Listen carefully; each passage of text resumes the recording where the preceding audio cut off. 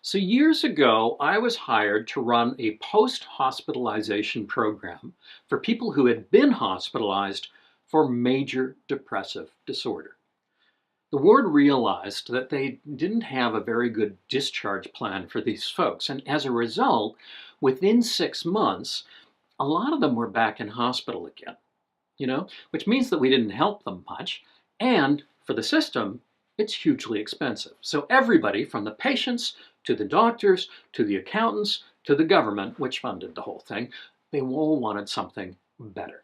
So we developed a group therapy program that people would go into once they got out of hospital. We'd teach them about depression and their risk factors and self-care strategies that can help out. And every week, people would set goals for themselves and then report back on how they went. It was based on cognitive behavior therapy, or CBT. But these people generally had had depression for years, and most of them had been in hospital before. So if I went in there waving pom-poms and saying how this new treatment was so great and it was going to fix them right up, yeah, I was going to get shot down in a big hurry. One of the ideas behind CBT is that we're trying to help out a person's emotional state by working with their behavior and how they're thinking about the world. And the link, frankly, isn't always all that obvious, so we had to draw that out somehow. And I thought, right, well, let's try out something that maybe they won't be expecting. So right in the first session, I pointed to the middle of the table and I said, did anybody notice the $10 million sitting there? And they would look at the middle of the table and then they'd look at each other and they'd think, oh, great. Because there was no $10 million there. I said, look, bear with me. Imagine that you could win all that money next Thursday morning. All you have to do is make yourself feel worse Thursday morning than you do now. If for some reason you wanted to do that, what would you do? Now, the first time I did this, I was kind of sweating, wondering if people were just going to get offended and walk out or something. Later, I knew that this was a pretty reliable exercise, but the first time, who knows? And one of the groups, a woman there who'd had some really awful depressive experiences, leaned forward and she said, so far, I have been doing this for free. 10 million bucks, one morning, you're on. So we went around the room and we got one idea from everybody, because in a group therapy session, your first agenda is to make sure everybody talks in session one. If they don't talk in session one, they're never going to talk again. So get one thing from everybody, and then I threw it open to get more. And we got all kinds of ideas. Stay in bed, call in sick, close curtains, isolate, binge eat ice cream, or don't eat anything, watch daytime television, turn on some country music hurtin' songs, call mom. It was actually kind of surprising how often that came up. Never exercise. Inventory all my failures, all the failures in my life. Dwell on the losses that I've experienced. Self-criticize, predict the worst, obsess about the state of the world, ignore any positives in my life. Overinterpret things negatively, personalize, rehearse guilt and shame. And the strangest thing happened. They started to laugh. First, you couldn't get people started. And then they started competing with each other and talking over each other.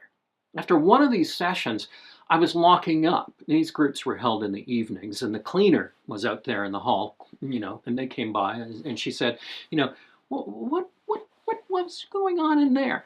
I was going to clean, but people were laughing. You could hear it in the hall. You don't hear a lot of laughter in this building. And she was right. So I didn't have to convince anybody after this that what you do or how you think can have an impact on how you feel. They did it for me. But then I'd ask, well, when you wake up in the morning and you're already depressed, it's already there, as sometimes happens, What do you feel like doing?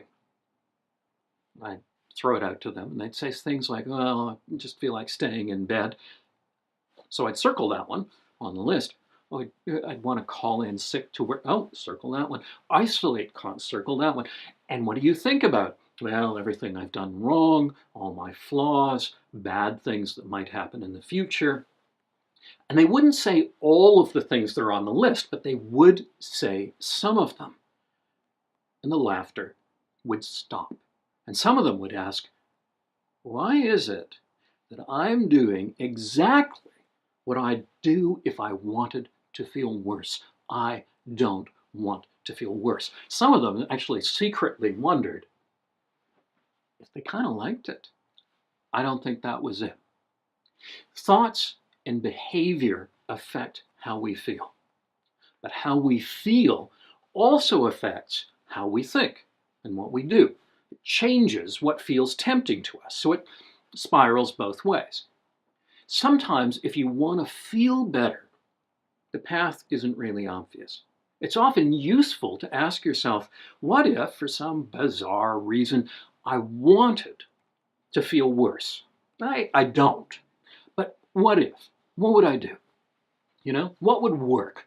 And how many of those things am I already doing? And sometimes discovering this can suggest what to do instead. That's part of the idea of this book, and part of what we're going to talk about on this vlog. Whether you're depressed or not, it can be useful to sit down with paper and pen and ask yourself that seemingly nonsensical question. I want a good life. I want to feel better. But if I wanted to feel worse, I'd... what? Try it sometime. Take 10 minutes and brainstorm as much as you can, and then go back and look. And notice, how many of these things am I already doing? See you next time. You can get How to Be Miserable from your local bookseller or from Amazon. The link's below.